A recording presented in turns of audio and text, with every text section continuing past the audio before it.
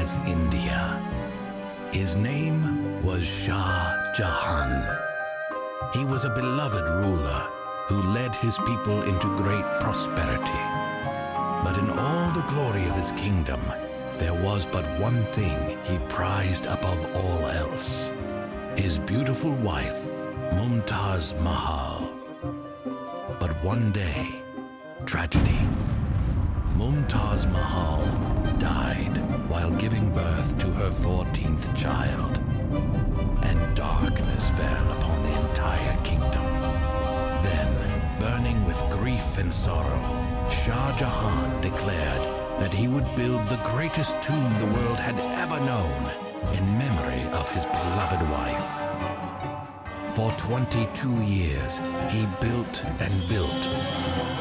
But not everyone was pleased with Shah Jahan and his tireless efforts to immortalize his queen.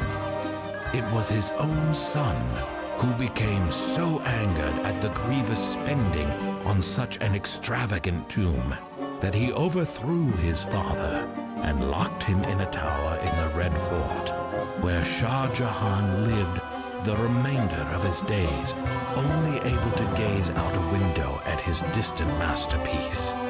Never again his feet to touch the marble floors, until the day his body was laid forever to rest next to his beloved queen.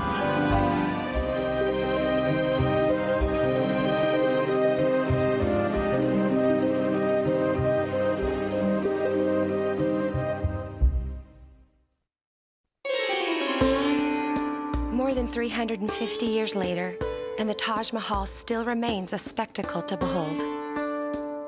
The beautiful white marble reflects a legend that has grown to mythical proportions. India is a world within itself. The culture here is deeply influenced and rooted in ancient traditions. Yet this marble mausoleum is a paradox to the Indian culture itself. You see, for generations, the tragic history of women in India is far from the lore of the Taj Mahal. There's such a vast disconnect between the fairy tale and the reality of the circle of life for all women, from young to old.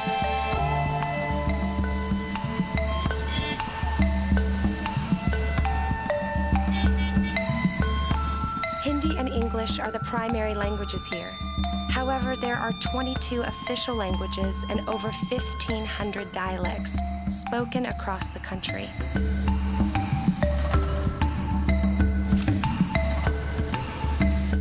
This is obviously a factor in slowing the progress of modernizing society as a whole. 80% of the entire population reside in rural areas and have very few, if any, modern amenities.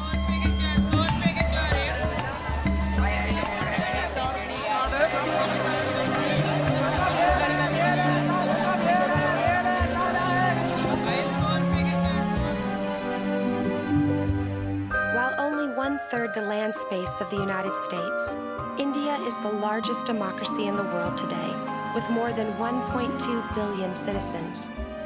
This land also boasts some of the largest metropolitan areas in the world, like here in the capital of India, New Delhi. New Delhi is considered the microcosm of India. With a beautiful blend of modern and ancient, this bustling city is home to more than 21 million people.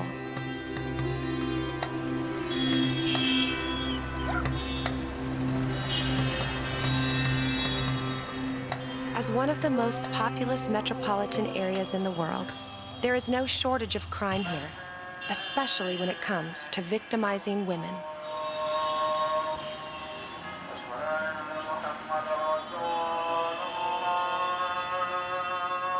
On December 16, 2012, an incident in New Delhi made international headlines when a 23-year-old girl got on a bus and was dragged to the back, beaten with a rod, and gang raped within an inch of her life.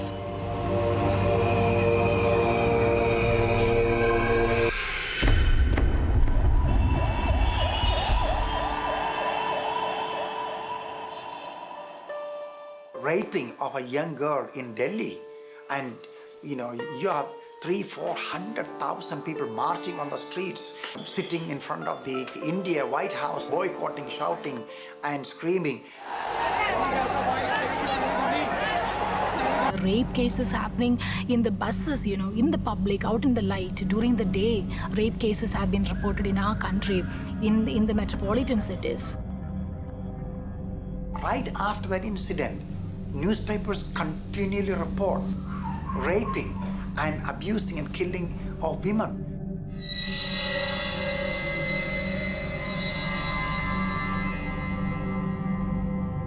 The sad thing is, this has been going on forever.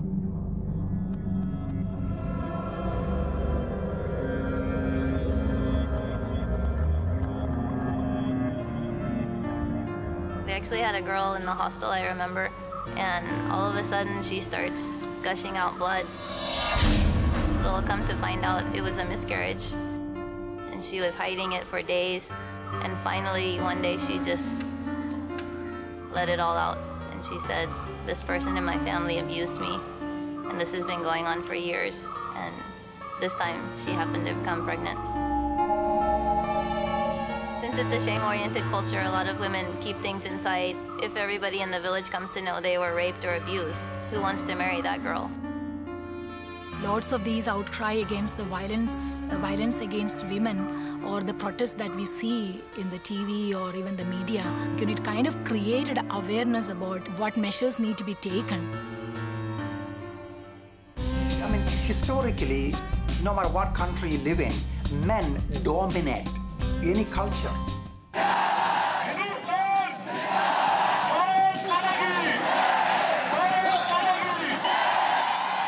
In India, male is the dominated person. In the society, the male is being given the high respectable position, or even is having high regard. Women is being inferior, considered as inferior. So women have no respect in the society. Like in America, everything's equal. Maybe women are higher in some things, but here women are lower. They're looked down on. Possibly the most unreached, untouched, suffering community in the world today, it is the women who don't have any hope. Despite the country's reputation for poverty and trash-lined streets, India is also home to some of the wealthiest people in the entire world, and is ranked among the top 10 cities in the world with the most billionaires. Formerly known as Bombay, Mumbai is home to the Bollywood film industry.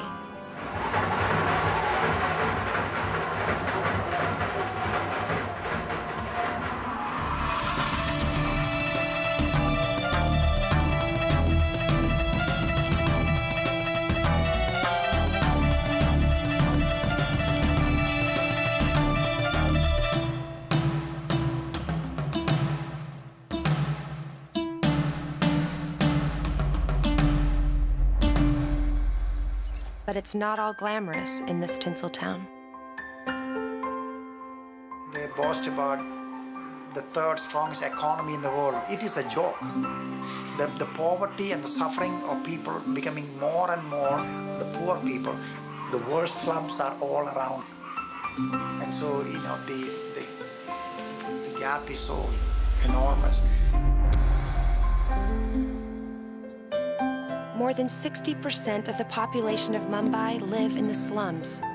They can see luxury, but it's a luxury they'll never know.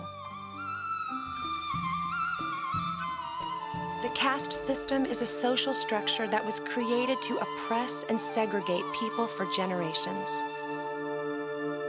It is still going on. It's still going on. The practice is very much going on. You see, in the Indian caste system, segregation occurs in occupation. If you're born poor, you'll be poor for your entire life. If you're born wealthy, you'll be wealthy. You, in essence, inherit your occupation from your parents and will pass it on to your children.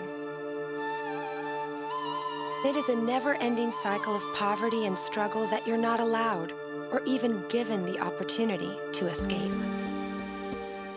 The truth that both the rural as well as the urban people do the same thing. Like in India, you have 1.2 billion people, that's a population.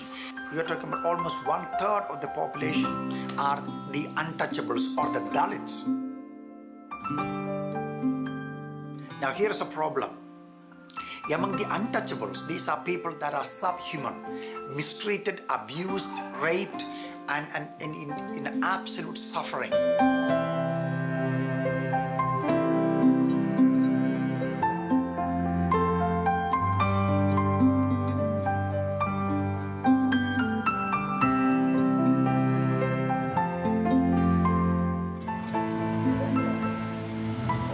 Yes, mother.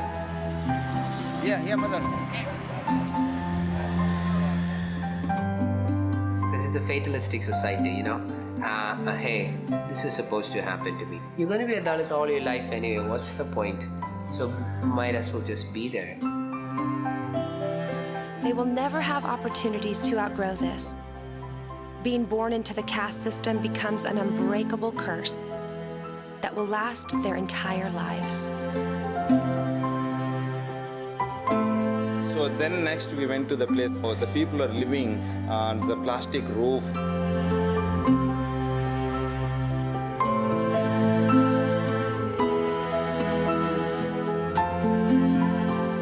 They are just, washing the clothes and they are staying in the same room. Those kind of people, they are really living in a horrible condition.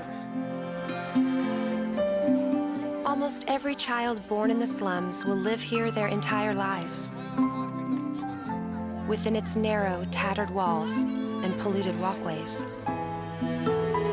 They will never experience life outside of their one-room shanty with no indoor plumbing, nor the guarantee of a meal each day. They live amongst endless piles of garbage and refuse.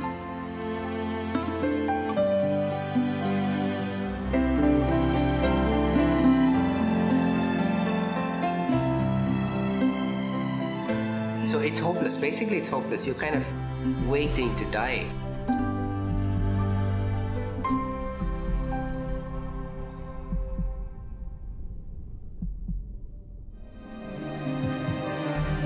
Traveling to the far northeastern corner of India, you find yourself in a land of tea fields and mountains. While the climate and the landscape is completely different, the struggles are very much the same here in the foothills of the majestic Himalaya Mountains in Dibrugarh, Assam.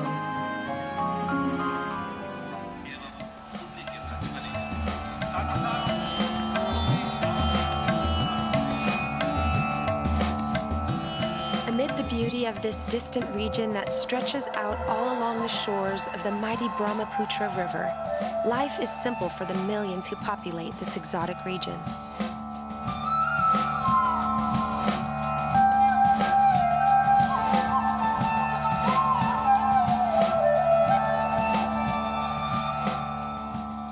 However, it is in places like this that the caste system permeates every part of life. Caste system is a very serious thing, but in this part of the area also the same problem is there. In Assam, it's all about tea. Almost all jobs available here can be traced to the tea fields, with low pay, long hours, and back-breaking work. But this is the only means of survival for most families in this region. In this remote tea field sits a village absent of modern luxuries, like electricity and running water. Like almost everyone else in her village, Malati is a laborer. She works for less than $1.50 per day in the tea fields. However, it was her friendship with a young man from another village that caused her to experience an even darker side of the caste system. She was taken by force by a boy from another village, so she would become his wife.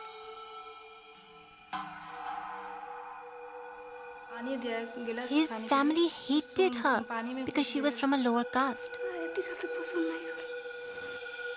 They will have to face a lot of problems, like they can be chased out of the village and things like that. Even though Malati was forced into her marriage, her in-laws found no fault with their son and instead accused her. His family hated her, so they set out to kill her. Her in-laws poisoned her food and drink. After she ate, she began to feel strange and disturbed. She knew something was wrong, so she ran from the house and found her way to her parents' home, where she survived the poison, but it completely destroyed her vocal cords. If a boy who belongs higher caste marries or elopes with a girl who is a lower caste, the family of the higher caste, they somehow find out these two people and kill them. And thereby they say that it's a kind of honor for them because their community was spoiled. Now the honor has come back because the person is no more.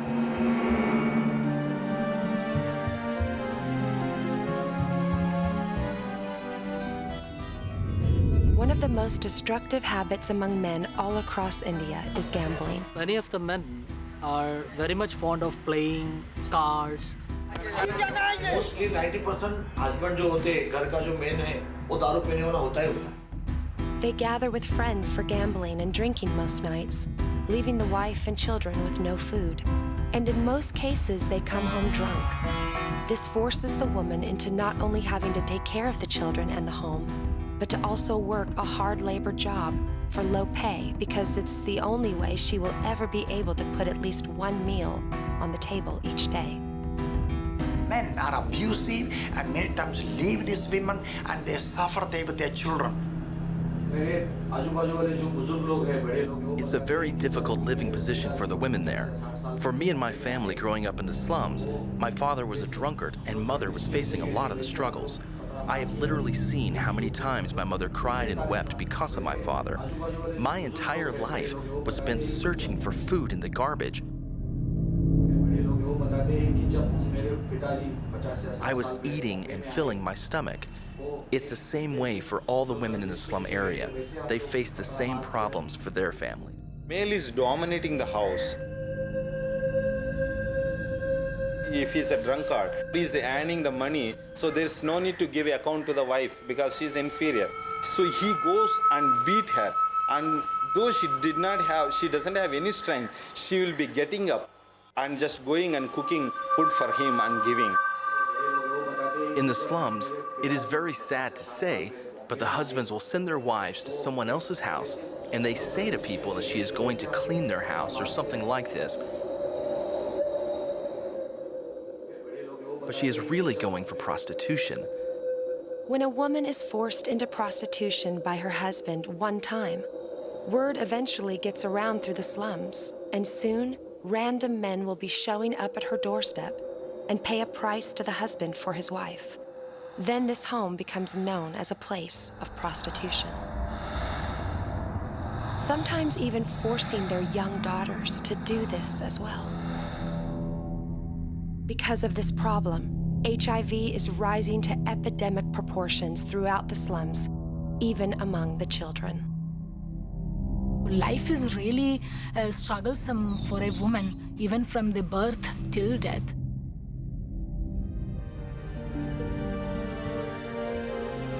In the far northwestern corner, sharing a border with Pakistan, sits the unique state of Punjab, also known as the spiritual center for Sikhism. The city of Amritsar is where millions make pilgrimage each year to visit the Golden Temple. Built hundreds of years ago out of pure gold, this temple is the crown jewel of this entire region. However, despite a temple made of gold, they are not immune to the hard life of poverty and the struggles of day laborers. We now come into one of the most insidious issues facing women: not being wanted. In the rural villages, life is really difficult still for women in our country.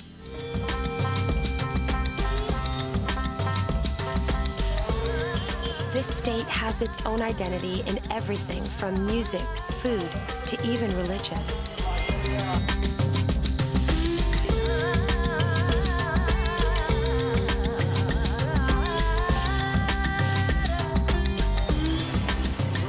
When a female child is born, It brings shame to the family simply because she was a she. But what happens is like more of illegal practices of sex selection is happening still in India. In India, they have passed laws which say that you should not use ultrasound for pregnant women to determine sex of the baby. My first child born to me was a daughter.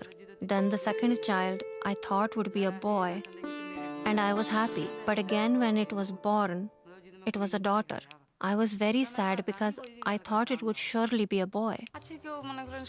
When your second child is also a girl, they believe you are cursed. When you give birth to a girl baby, it's the fault of the mother. It's not the fault of the guy. It never is. The third time I became pregnant, my in-laws told me to get an abortion.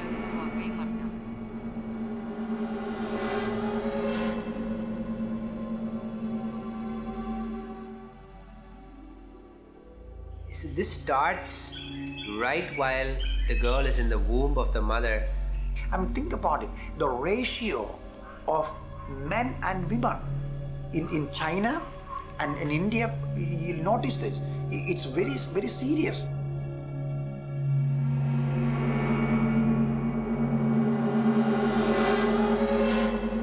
Her in-laws gave her abortion pills, but fortunately for her, they failed to work. And when her third child was born, it was, in fact, another daughter. My in-laws were now deadly against me. They would speak evil things and told me to leave or die so they could marry their son to some other woman. They keep a lot of things inside that they don't say openly. And then some of them commit suicide, try to deal with it in their own way. And so I thought, I should just be dead. So I attempted suicide. The suicide rate among women in India is 21 times the worldwide average. And with an increase in suicides by 60% over the last 50 years, it's a tragic reality that has become a national epidemic. We do medical camps in rural places. We had 400 people to see in a whole day. So she says, my child is sick. So then she unwrapped the child. And then what I saw is something which I can never ever forget in my life. I delivered a little baby girl, and he absolutely forced her not to nurse her, not to take care of the child, so it will die because it happened to be a girl. Okay, this is a girl. Fine if she dies, kind of stuff. So that's kind of the way things start off.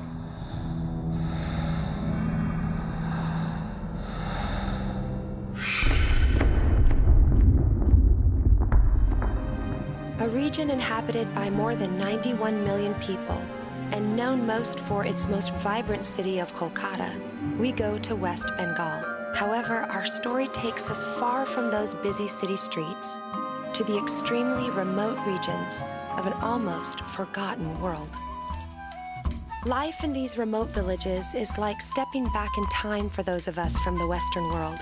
The idea of washing your livestock, clothes, and dishes in the same pool of water that you brush your teeth and bathe in is not something we can imagine, but it is a reality for 80% of the entire population of India who live in rural areas, similar to this village of Bandiki. In many ways, rural communities are very primitive culture. Rarely visited by the outside world, these remote villages exist by hundreds of thousands all across India. Because my husband was a laborer working in the paddy field, the income he had was not sufficient to feed the family, not even for one meal per day. My children were starving. My husband used to work outside the village, like in Delhi and Mumbai. I don't have anything. No property. I have nothing.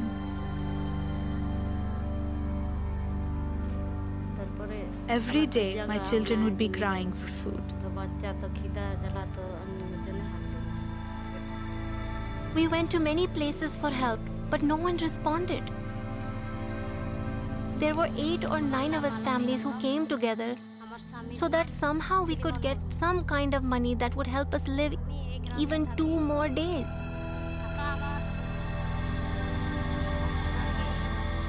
It was then that we made the extreme decision to sell our children. I decided that if I sell my children, this is a chance for them to have a better life.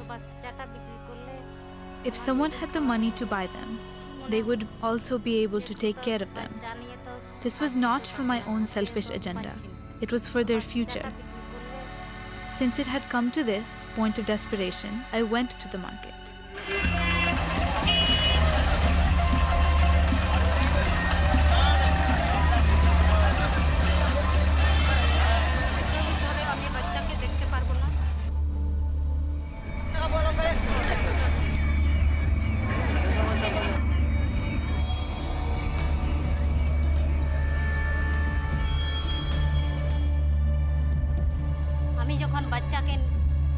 It was the saddest part.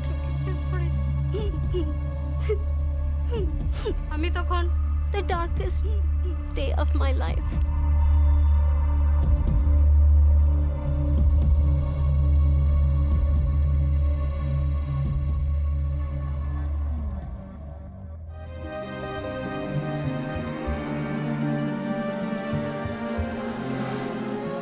The Ganges River is considered the holiest river in India according to Hinduism.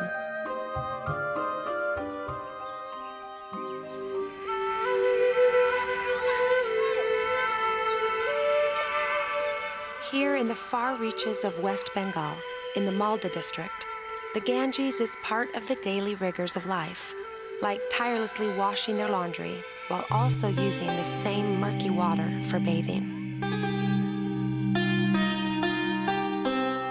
Actually, in this particular district called Malda, he is very poor. For them, children, to some extent, children, especially girl child, is a burden. Most of the time, the moment a girl child is born, the parents have no other agenda but thinking of the high cost of her future marriage.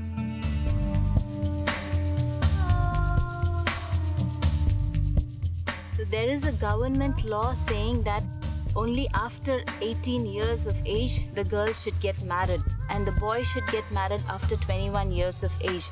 But it's not true in India. In the villages, if you see when she's 15 or 16 or soon after she gets her first menstruation, the mother marries the girl off.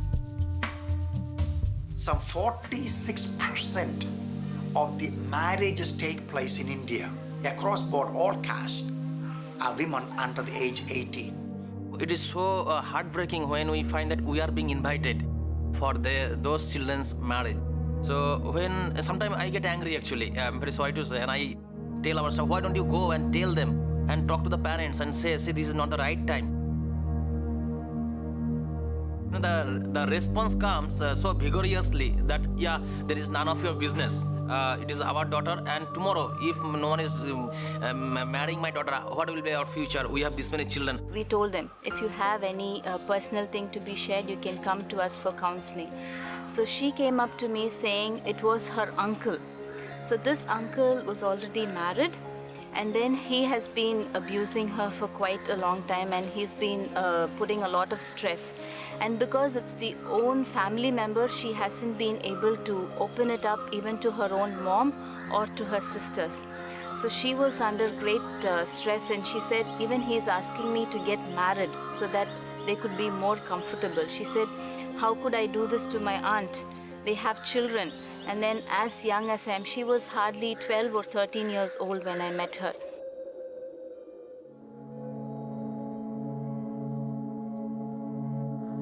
The women of these remote villages are commonly targeted by men who are brokers for the red light districts and sex trade industry. There is a continuing problem that is happening in our society. Young girls from villages like ours are offered jobs in big cities like Chennai or Delhi. The men say they are from an agency or a brokerage business and says to them that they will have a bright future and will take them somewhere else to give them a good job. Finding families in desperation makes it very easy to convince them that this is the way out of poverty and a better life for their young girls. They can earn some money and they can live a very luxurious life. What breaks our heart is that they are tempted in something illusion. They said what to do. We are in poverty, so many family members, so at least we need to survive. So they are earning money. That's fine, that's enough. Everything is okay or not, they don't see. They just, like a domestic animal, they say, hey, go. And never look back their boy's background. But later it came to know that boy is not a good boy, but he is a kind of broker. They took to the other state or other district, and actually their purpose and motto is they sold to that one red light area. This is the fastest and easiest way for traffickers to find young, attractive girls. They also are able to make more money off of virgins. I'm so sorrowful to say that most of these girls are being forced to sell their bodies. Once this has happened, the young girls are used and abused. By the time the family realizes what has been done, it's sadly too late. When you read about millions of girls end up in red light districts, that's a way to find hope. What they interpret this to be is a sad thing.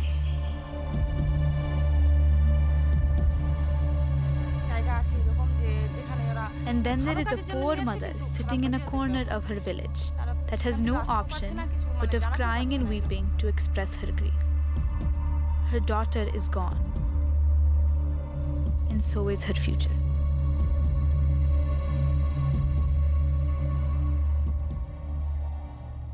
In India, arranged marriage is society's norm. However, it's not the arrangement of husband and wife that make a victim of the woman. There is a far more sinister dilemma they face when it comes to marriage.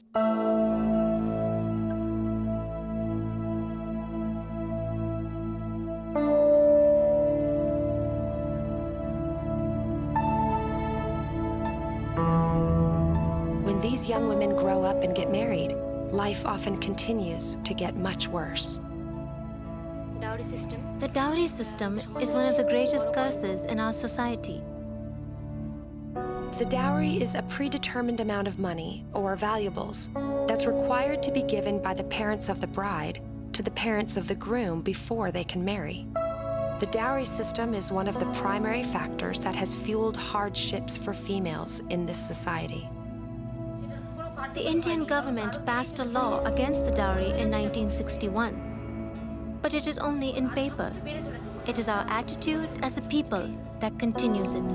It's illegal by law to have dowry, but that, just like bribe, it don't work like that.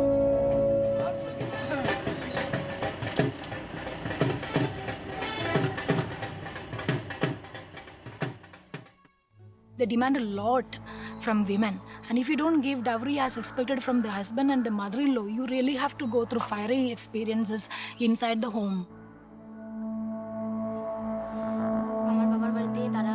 I am the only daughter in my family.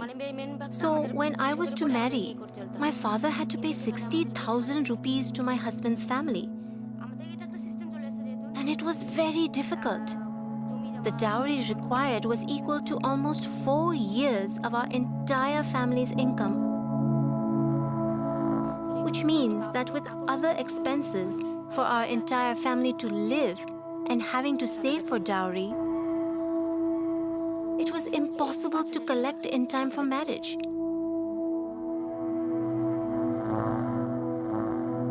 So my father had to take out a huge loan to pay the dowry, and to this day, he still makes payments to this loan.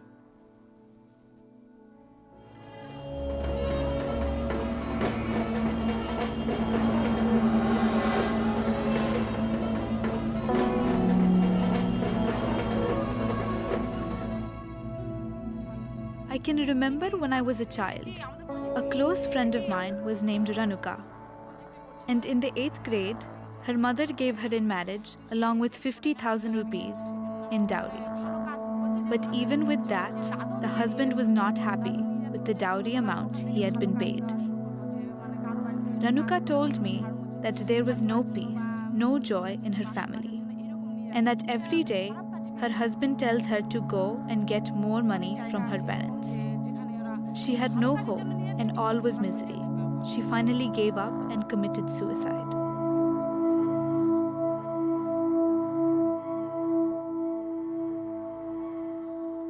These girls who cannot get married for the lack of dowry or money, they suffer. What do they do? I had one cousin whose husband also demanded more dowry after they were married. But my uncle could not afford it. After a few months of marriage, we were told that she committed suicide. And when she is not able to bring enough, or the father promised they will give them, and she cannot do that, it is called dowry killings.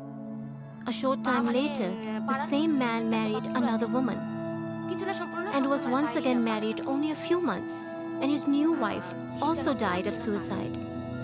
But it was later discovered that she was murdered. This brought us to the conclusion that my cousin had never committed suicide. She was killed by her husband because of dowry.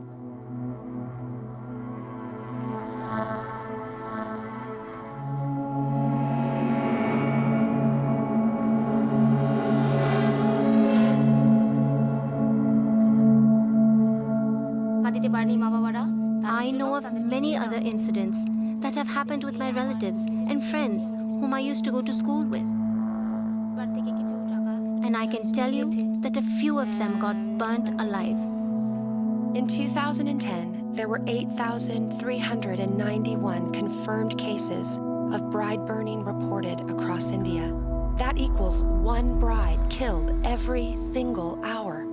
Said not even 5% of the crime is reported to the local police. So can you just imagine how many thousands and thousands of women are brutally murdered for not bringing the dowry? In a culture like this is the dowry system. It's a brutal thing. I do not know very many other societies anywhere in the world you have like that. I believe there is a ray of hope. I may not be a whole society, but I am an individual.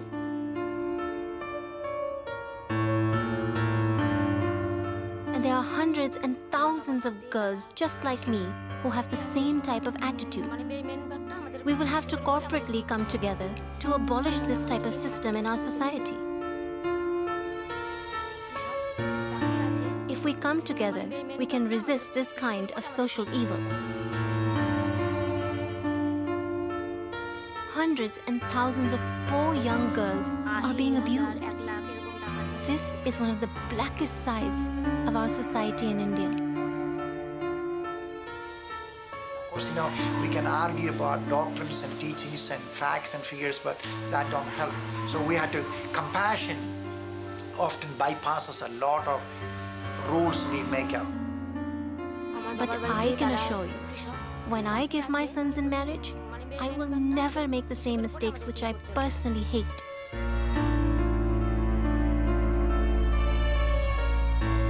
I also have an older brother who is working as a medical representative. Me and my mother have already decided not to take even a single penny in dowry from his bride.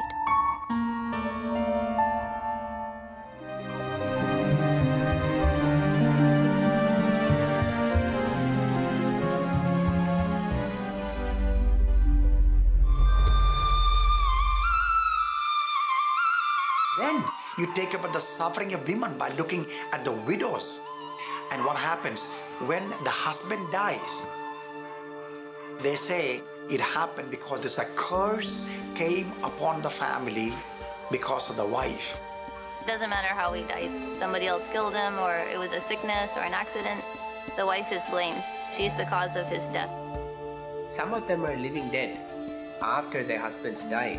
They are associated with no colors. Their life has lost color. So the saddest thing for me is when you see, a child marriage taking place. Maybe they're 13, 14, they're married for 3 years, then the husband dies. So they have to live from the age of 18 till whatever, 70, 80 as a widow. So there's no chance of her getting remarried. What would be actually worse? Rather to end your life there, or live to your 90 years old, rejected by the society, rejected by your own family, thrown out of your house, have no money, and they beg on the streets, and then commit suicide at the end and say, I wish I died when my husband also died.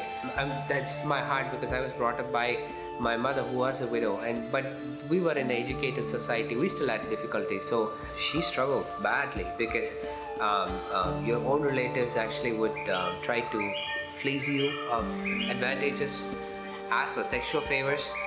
This happens in educated places. That happens here. Just think about it, the rest of the places,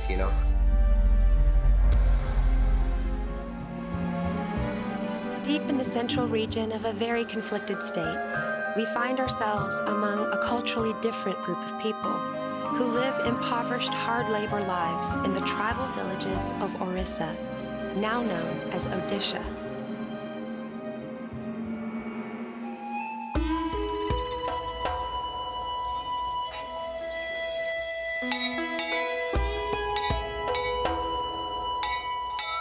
Here in the tribal villages in the state of Odisha, the tradition runs deep, and as with most regions of India, they have their own tribal style of attire, languages, and food. But what's sadly the same are the generations of societal pressures on the women. In these remote tribal villages, the women experience backbreaking physical labor for their entire lives.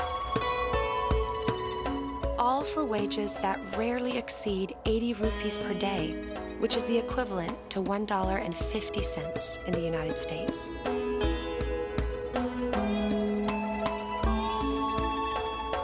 For widows, life is even more difficult and painful.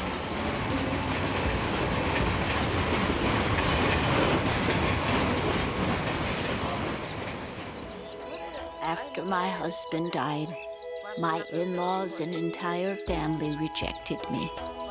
They did not love me. She brings bad luck. So you wouldn't want to have a bad omen in your house, would you? My nephews even rejected me and would give me no food and did nothing to care for me. Where are you going to go? Your family's not going to take you, and you're not going to stay in your husband's family anyway, and you don't have education to do any job. What are you going to do? The only thing she did or she did not do is that her husband died. I was completely alone. Finally, I made my way back to my own place, this village. When I was still able to walk, I would work for anyone who would let me. But when I became weak, I was no more able to walk and no one would give me work. So I had to beg. There was no option for me and I had to survive. Then I became sick and I could no longer even beg. I was having diarrhea for 2 days. No one would come near to me or touch me. I had nothing to eat, nothing to wear. I was completely senseless and didn't know anything. These 46 million widows, a great percentage of them end up on the streets, in slums, having taken away their rights, their jewelry, their children, and everything. In the southern region of West Bengal, we find more than 130 islands that are scattered in the Bay of Bengal. Among them is a place known as the Island of Widows, that is home to thousands of women who have been abandoned simply because her husband died. This is a place of countless broken hearts and lives, the Island of Widows. I had never heard of the Island of Widows before coming here. When I first came to the island, I had never seen so many widows living in one area. One widow is young and with 3 children. One day, her husband went to the forest to collect honey. Suddenly, a tiger attacked and killed them.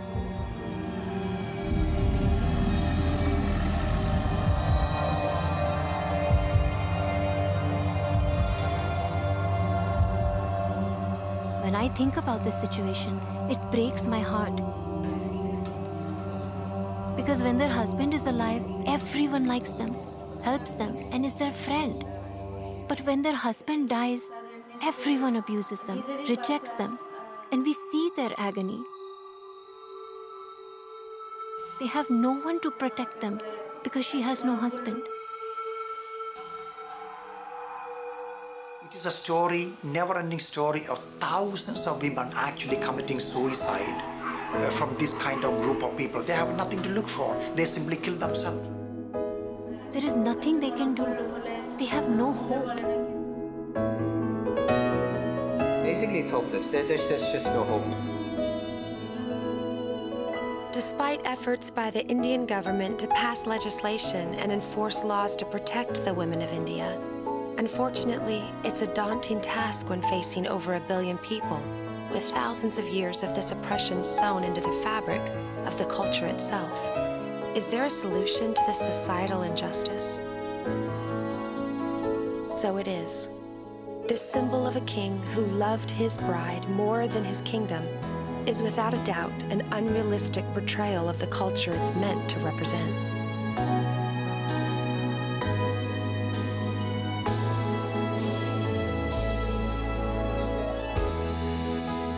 In a society dominated by men and ruled by a culture of gender segregation, how is it even possible to reach out and help these oppressed women?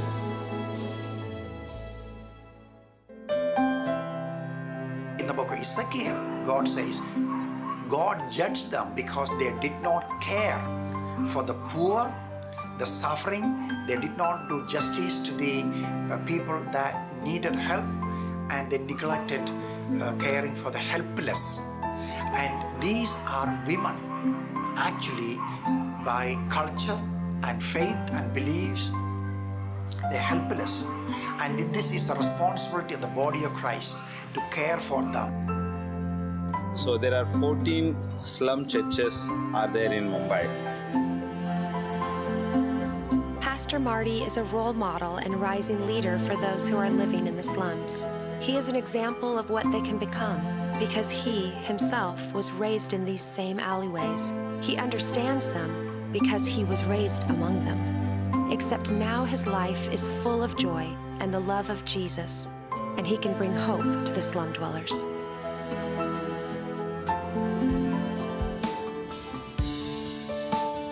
These pastors will be going and counseling those drunkard families. Then gradually they are coming to the churches.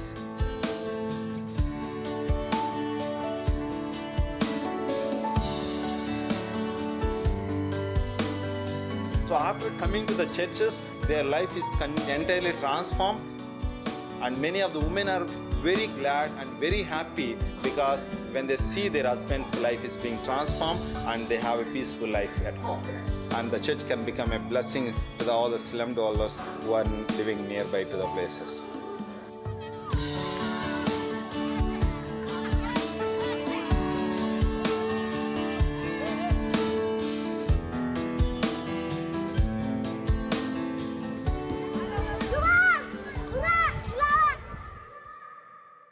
In order to change the culture's contempt for women permanently, they must change the domination mindset of the men.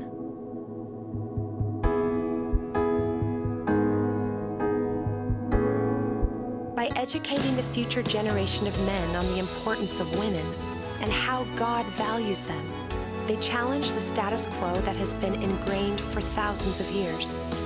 These leaders then go out to all corners of India and instill these values person by person and village by village.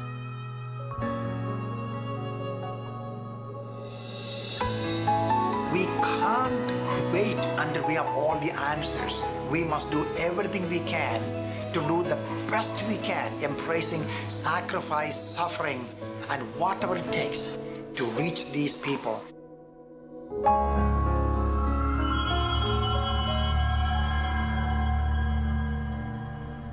So how do you communicate with millions of these women illiterate? They don't read the newspapers, they don't have television, they don't listen to radio, they have no one telling them, they are absolutely forgotten, forsaken in the remote communities. How do you get to a village with 1,000 families living in huts?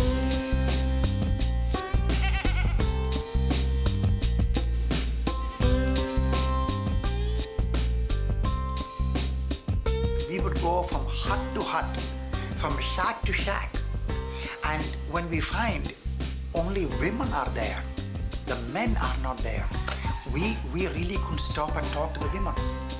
Even if we did, there'll be a huge distance, because culturally you simply cannot do that. The society is so segregated. You go to the churches in these cultures, you'll be surprised to find, unlike Europe and America, a church with 300 people, women sitting on one side, men sitting on other side. Never. They mingle. Even the husband would be sitting on one side and the wife sitting on the other side. Now, take that into the normal cultural reality.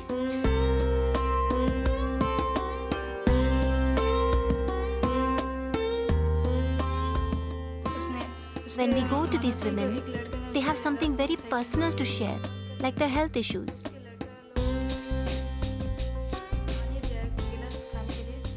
They do not want to share it with a male pastor, but when it is all women, it makes them very comfortable to share.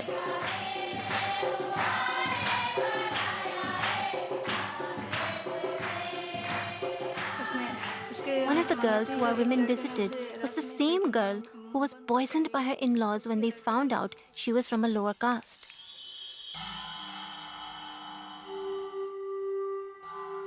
Most often a situation like this would leave the girl as an outcast. The women prayed for us and invited us to be a part of their church service. When our family was rejected, they still accepted us and invited us into their family. They treat us just like we are their sisters. Now, we believe. So we basically try to provide all the resources that would help them not just to grow in their spiritual life, but also we want to see their overall development of their personal, social, and even their economic level.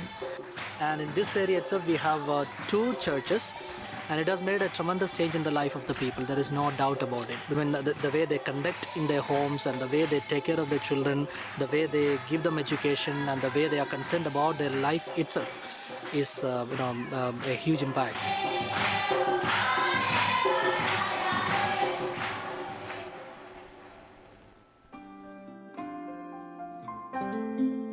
The only way to bring hope for these people, we can say Jesus died for you, he was buried, he rose again, believe in him. We do that. What do you do with 30, 40, 50 million helpless women suffering? They are sick and poor and rejected and lonely and begging on the streets. We have to find a way to learn some trade like weaving baskets or making candles and soap.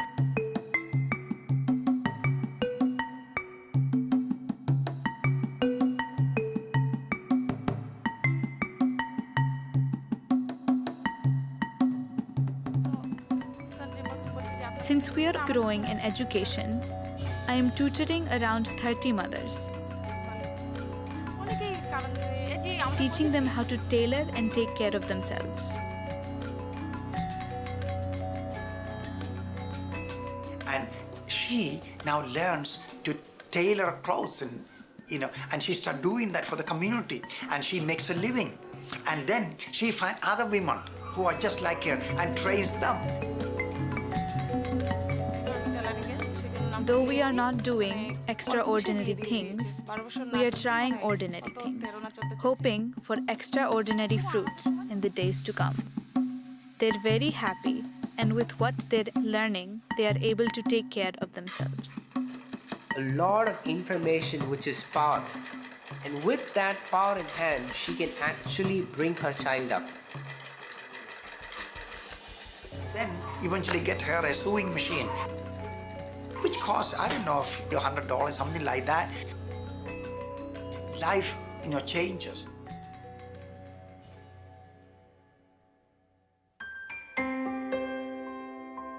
And all of a sudden, the cycle of poverty and hopelessness and despair is broken.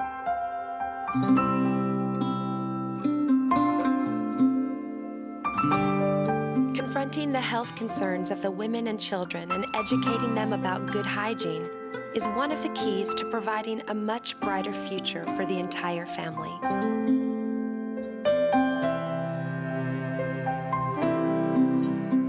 One of the new strategy that we have taken up is, as I said earlier, the healthcare project. So it would be an ongoing thing.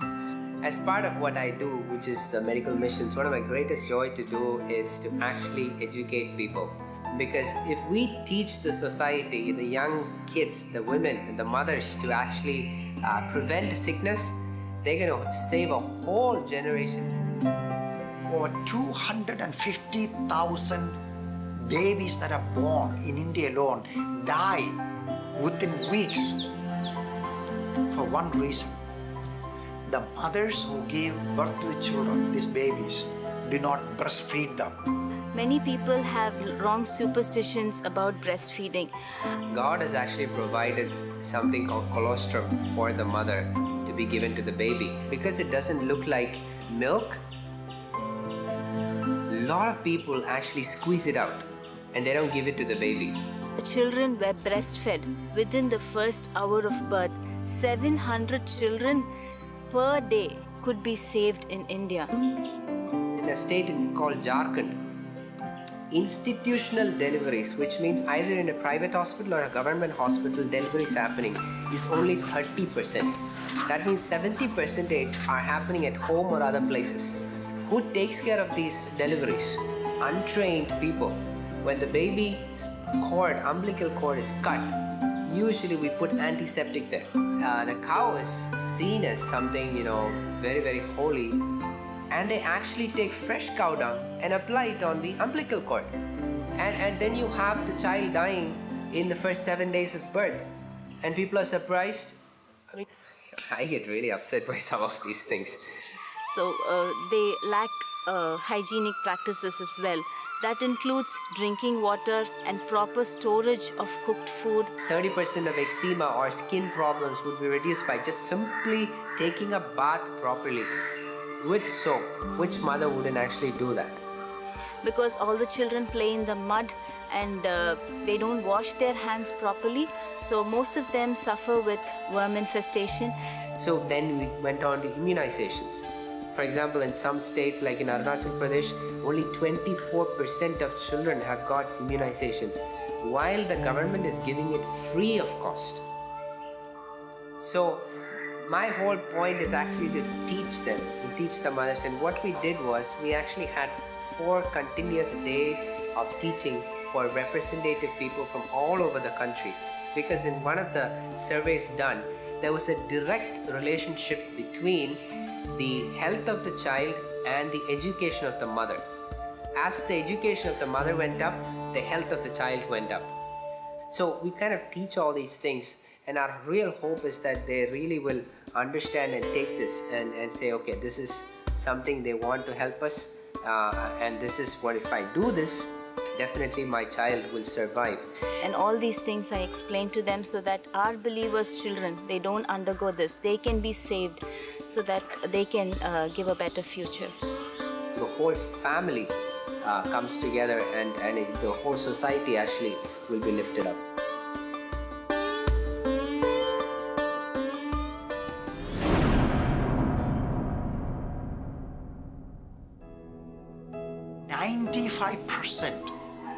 of the women of the Dalits and high percentage among the backward caste called OBCs are illiterate. And ignorance and inability to understand life, read and write, create much more intense problem. Right now we have the literacy project in all the main languages, but in the future what we are aiming at, we are hoping to see that literacy project launched in all those tribal small language groups. The Women's Fellowship conducts a literacy class to teach the ladies how to read and write. So, for example, like if they learn Bible verse about compassion, we are teaching them how to have this virtue of compassion developed in their personal lives. When they learn how to read and write, then they become more mindful of their children's future and the need for them to have an education. You see, while they are learning to read and write, they're learning God's mercy and love for them, their dignity and honor. And in the end, they find the hope of all hope, God.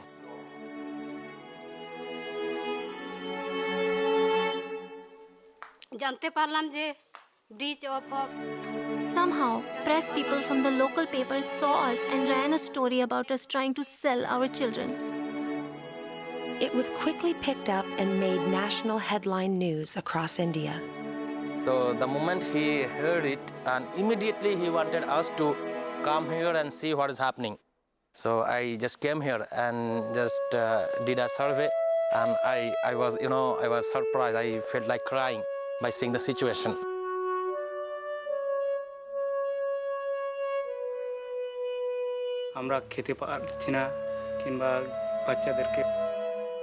When I heard this, I started crying. After investigating the situation, they quickly moved into action. We told them, see, your children are going to get education. Your children are going to get food, meal. They could not fathom those kind of reality which is going to come. So a few of them mocked us. We have heard a lot of things, political people come and they say. But when we say, we meant it actually.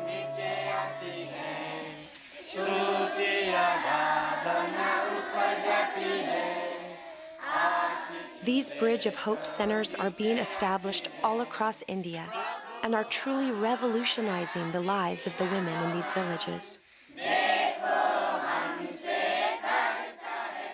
Women no longer worry that their children will starve. Now they see that their children have hope for the future.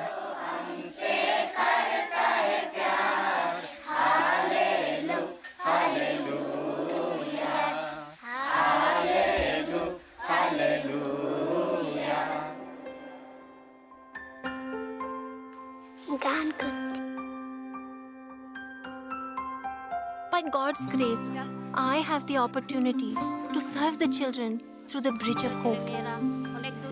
It's amazing because I once could not even feed one child. Now God is using me to feed more than 160 children every single day. In little more than a year and a half, this village has gone from a place of desolation to become a place of hope.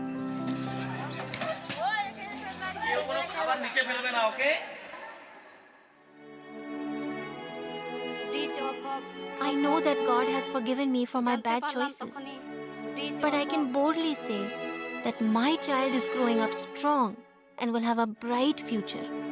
She comes home and says, "Mummy, Mummy, I got a meal. I got a school bag. I learned how to wash my hands. And look what I can read now." The first influence our children do to their mom.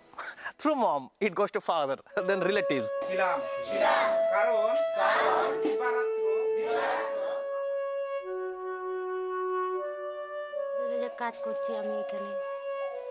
I now have a job and a good life for me and my children.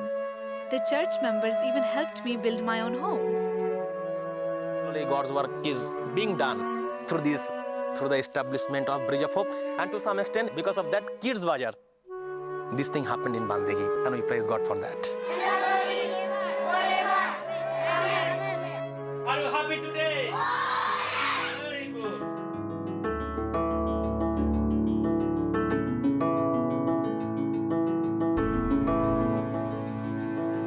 having 3 beautiful girls and being cursed and threatened by her family because of this. She couldn't bear the shame and tried to kill herself. After taking poison to end it all, thank God it did not kill me. Even though there are no Christians in her family, or even in her village, one day while visiting her parents in their village, she met a lady who introduced her to a women's fellowship. There she made many friends and was curious about a God who would forgive her wrong choices and who loved her girls as much as she did. I am still the only believer in my entire village, yet my faith is growing stronger daily. And I am determined to raise my children in the ways of God. Women of Christian faith in India are raising up as an incredible source of hope.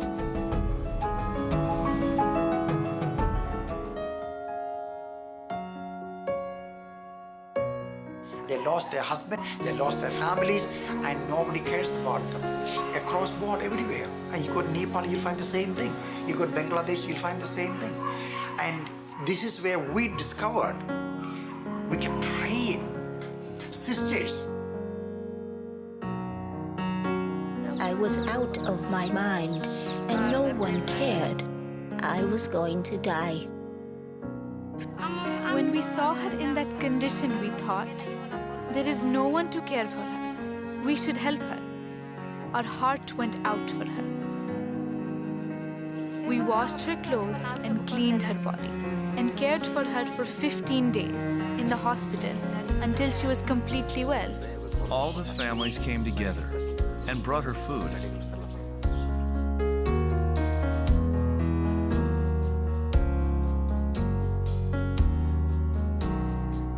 Because of the women's ministry and the local church, this widow is now loved and provided for, and she has a new family in Christ.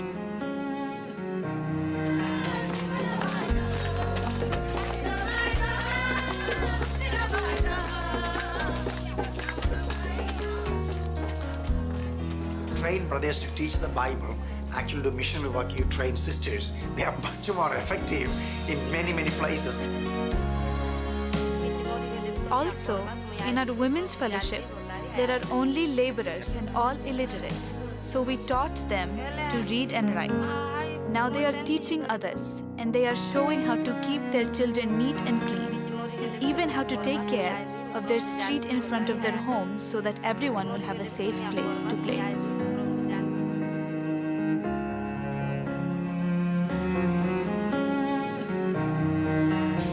The church even came together and built this widow a home where she is protected and will live in peace for the remainder of her life.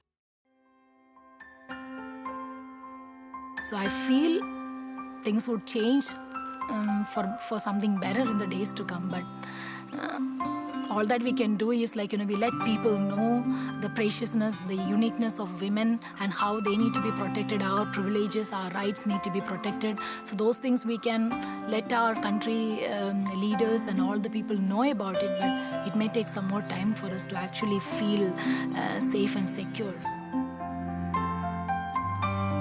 Okay, we got 1,500 unreached people groups. And now we got a church planted in people group A. Thank God, this is a celebration. And I've been part of that kind of missiologist meetings and all that. Honestly, I wish I could say we are happy, and I know. The critical problem people don't realize, you are talking about 62 million people in that particular people group. So are we going to simply say, thank God we got now 50 people coming to worship Jesus and the church planted and walk away? We don't do that. By what we do through women's fellowship groups of Believers Church, we are actually able to touch and impact millions of women in our country and also in other Asian countries. And we have women's fellowship groups, like more than 9,000 groups we have.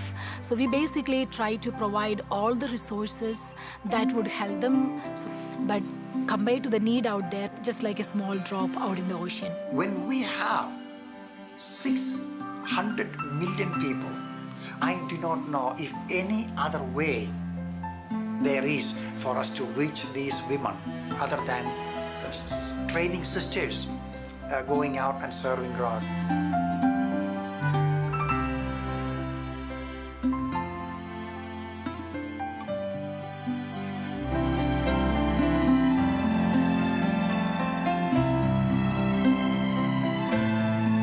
Hope is on the way. Then also we have what we call sisters' order. That is, these are sisters who finish their biblical training and pledge their life exclusively to function as servants of Christ, and their dress code, everything reflects their servanthood. When they go to these communities, knock at the door, the moment they see the dress code, they welcome them. They know they are coming to help them and care for them. And we don't make them promise the rest of my life I will never get married. No, nothing like that. There is no such thing. But they can commit their life for 5 years, 10 years, or 3 years minimum.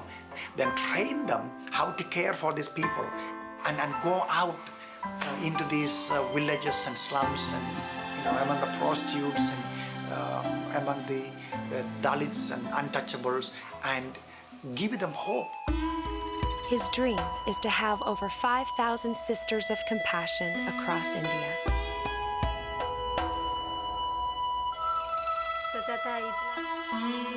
I always think my role model is Jesus. It is my dream to be like him and serve the poor and needy and give my life for them.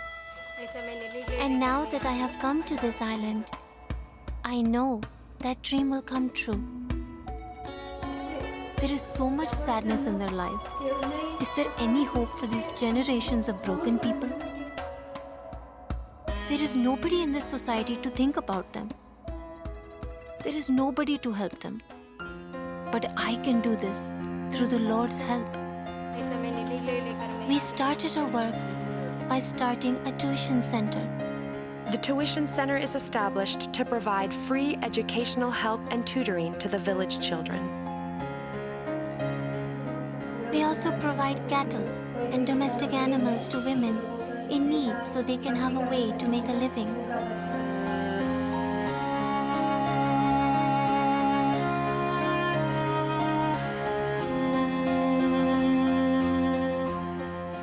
Huge possibility. They can work, they can earn a living, they can actually bring up their kids well, their kids can actually grow up and have a bright future.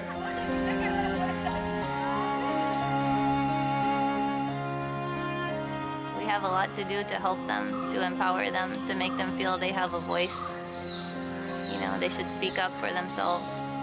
Women reaching women, and we found out this is one of the most significant thing we have ever done in history of our mission. And the women are given dignity and honor. Give them back their image in which God actually created them to be in. We are bringing actually, color back to their life.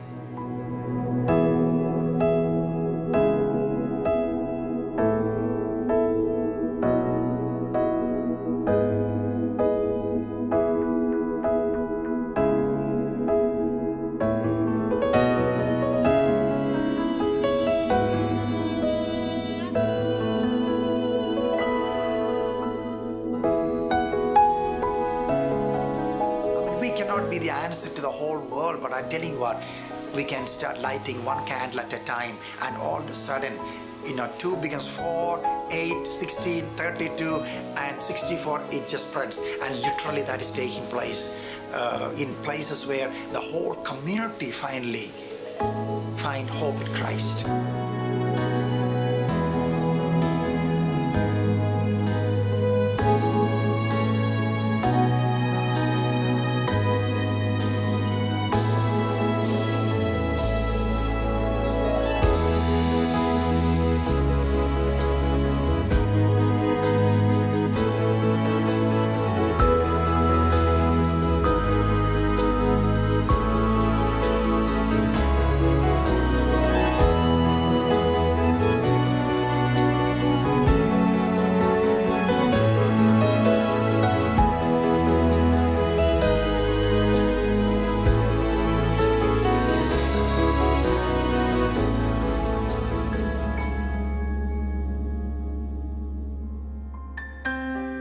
not be satisfied.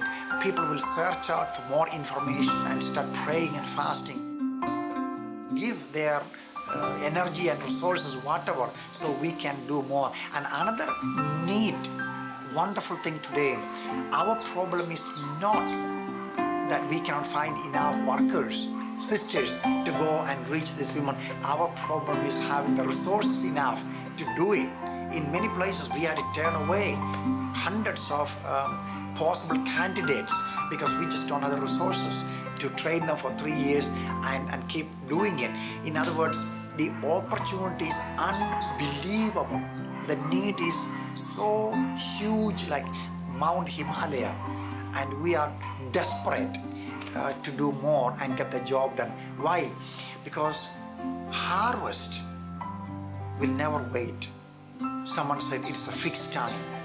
So 180,000 people die every 24 hours, having never known there's hope.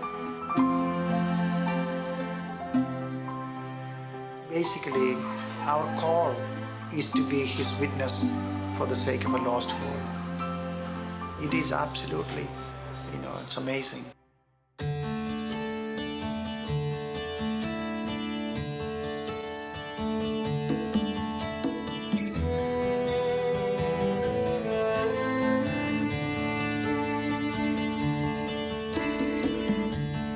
As I saunter through murmuring crowds, I can just hear you whispering. I don't have much to give, but I can pray for you. And the cool summer breeze makes the locks of my hair dance so carelessly. We share in their pain and agony.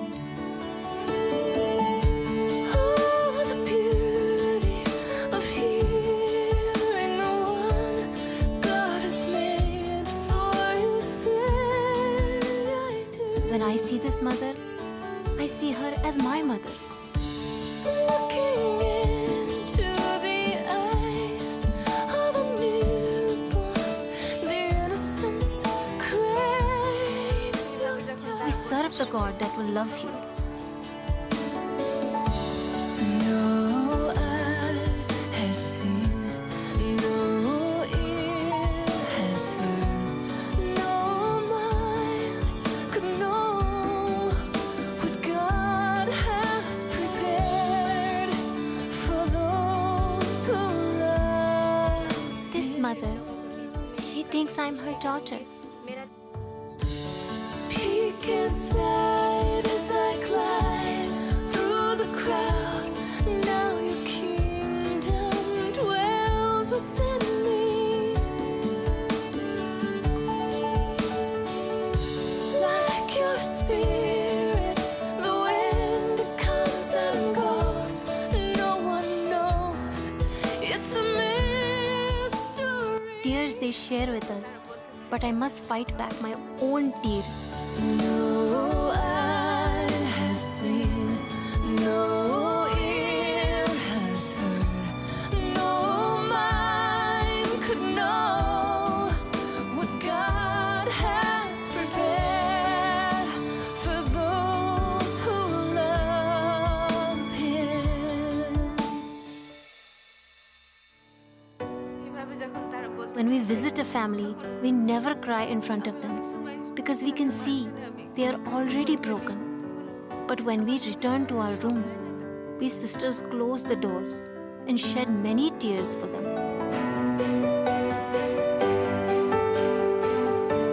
A faithful heart, I lay it all down here. Not only will I pray for them till my death, but I will serve them. No ear has heard, no mind could know what God has prepared for those who love Him. When I am standing before the Lord in heaven, and I see so many widow mothers standing with me, I hear my God say, "You have done a good job, and because of you, these women are in heaven as well."